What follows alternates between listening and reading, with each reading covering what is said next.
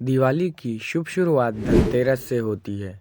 इस दिन दीपदान धन्वंतरि की पूजा करते हैं। हम दिवाली का त्यौहार 5 दिन तक रोज़ मनाते हैं।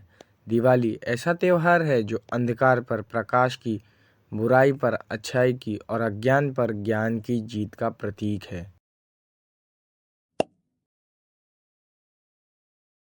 दिवाली की शुरुआत धनतेरस से होती है। धनतेरस के दिन हम धन्वंतरि की पूजा करते हैं।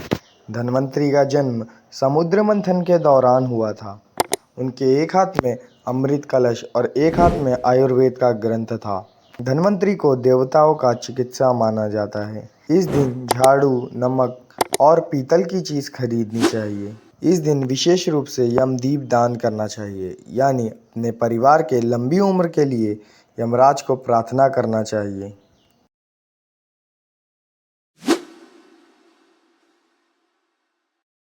कहते हैं नरकासुर नाम का एक असुर था जिसने एक दिन इंद्रलोक पर हमला कर दिया और करीब 16,000 स्त्रियों को बंदी बना लिया। उन सारी स्त्रियों ने मिलकर भगवान कृष्ण से उन्हें छुड़ाने की प्रार्थना की। भगवान कृष्ण ने सत्यभामा के साथ मिलकर नरकासुर का वध किया। इसीलिए नरक चतुर्दशी को हम छोटी दिवाली भी कहते हैं।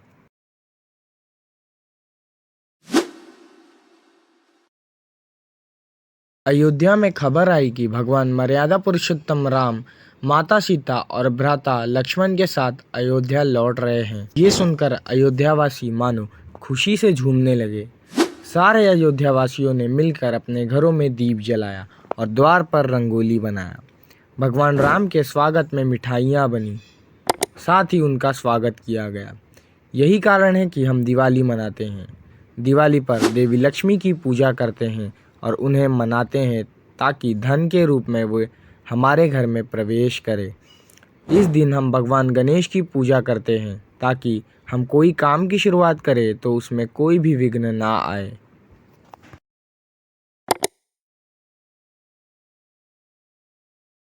गोकुलवासी इंद्रदेव की पूजा करते थे ताकि वर्षा से उनकी फसल अच्छी हो।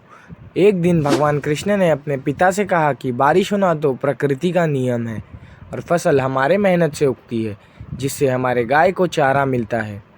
भगवान कृष्ण ने कहा, हमारी गाय तो गोवर्धन पर्वत पर चरती है, तो हमें पर्वत की पूजा करनी चाहिए।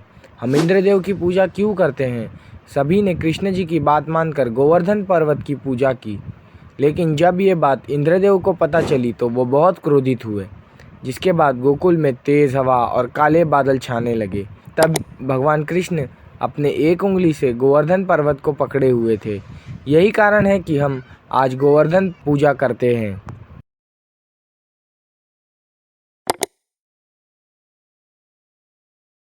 कहते हैं एक दिन यमराज अपनी बहन यमी से मिलने गए थे। यमी अपने भाई यमराज को देखकर बहुत खुश हुई। उन्होंने अपने भाई का स्वागत तिलक लगाकर किया और उनके लिए ढेर सारे पकवान बनाए और खिलाया। इस दिन से हम भाई दूज मनाने लगे, जिसमें बहन अपने भाई को घर बुलाती है और कहते हैं कि इस दिन बहन के हाथ तिलक लगाने से लंबी उम्र होती है।